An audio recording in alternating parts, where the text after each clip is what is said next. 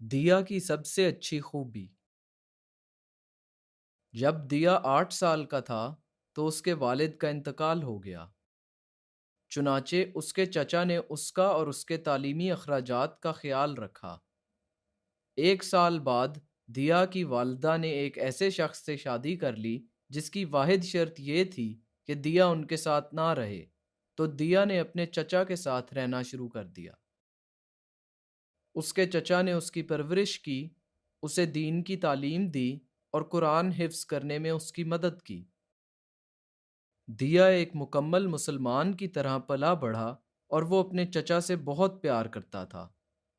University سے graduate ہونے کے بعد دیا نے اپنے چچا کی بیٹی سے شادی کرنے کی خواہش ظاہر کی، جس پر وہ فوراً راضی ہو گئے، کیونکہ وہ بچپن سے دیا کو جانتی تھی اور اس کے اچھے اخلاق سے بھی بخوبی واقف تھی، اور اسے معلوم تھا کہ دیا اس کے والد یعنی اپنے چچا سے کتنا پیار کرتا ہے۔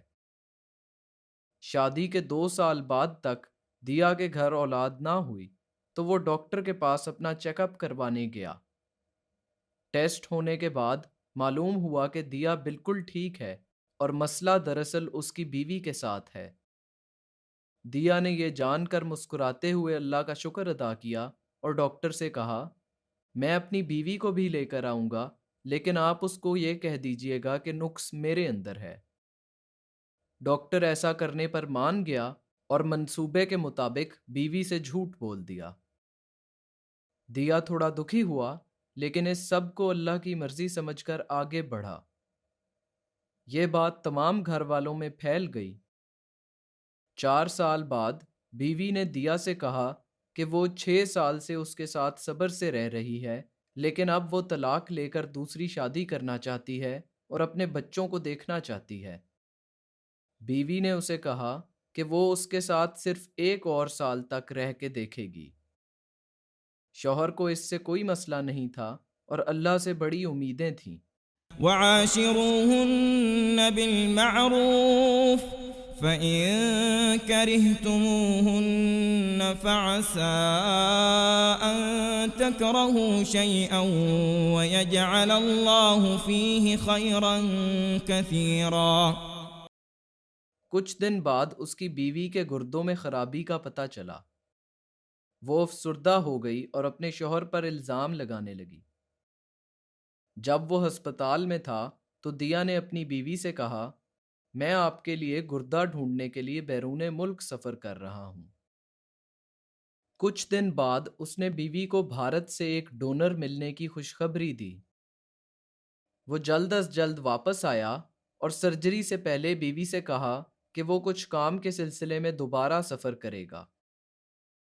بیوی نے غصے سے جواب دیا، میری سرجری ہونے والی ہے اور تم مجھے یہاں اکیلا چھوڑ کر سفر پر جانا چاہ رہے ہو۔ آپریشن کامیاب رہا اور کچھ دیر بعد شوہر واپس آیا تو وہ بہت تھکا ہوا محسوس ہوا، کیونکہ وہ ہی اصل ڈونر تھا۔ جہاں تک اس بھارتی ڈونر کا سوال ہے تو کسی کو اس کے بارے میں کچھ نہیں پتا تھا۔ وہ صرف ایک شخص تھا جو شوہر کے ساتھ کام کرتا تھا۔ اس بارے میں اس کے چچا کو بھی کوئی علم نہیں تھا۔ وہ پورا ہفتہ سورہ بقرہ کی تلاوت کرتا رہا اور اللہ سے اپنی بیوی کے جلد صحت یاب ہونے کی التجا کرتا رہا۔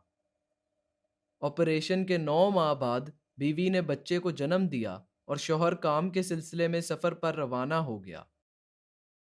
اسے اس بات کا احساس نہ ہوا کہ وہ اپنی ڈائری بھول کے جا رہا تھا جو اس کی بیوی نے پڑھ لی۔ اسے پڑھنے پر معلوم ہوا کہ اس کے شوہر میں کوئی نقص نہیں تھا اور یہ اس کا شوہر ہی تھا جس نے اپنا گردہ اسے ڈونیٹ کیا۔ وہ بہت روئی اور تب سے وہ اپنے شوہر سے کبھی نظریں نہ ملا سکی، کیونکہ وہ اس کے ساتھ بدسلوکی سے پیش آئی تھی اور اس نے اپنے شوہر کو کافی پریشان کیا تھا۔ شوہر کو اس بات کا احساس ہوا اور اس نے اپنی بیوی کے قریب جا کر اس سے کہا، میں نے کوشش کی کہ میں آپ کے والد کے احسانات کا صرف ایک قطرہ واپس کر سکوں۔ وَقُلِ اعْمَلُوا فَسَيَرَى اللَّهُ عَمَلَكُمْ وَرَسُولُهُ وَالْمُؤْمِنُونَ وستردون إلى عالم الغيب والشهادة فينبئكم بما كنتم تعملون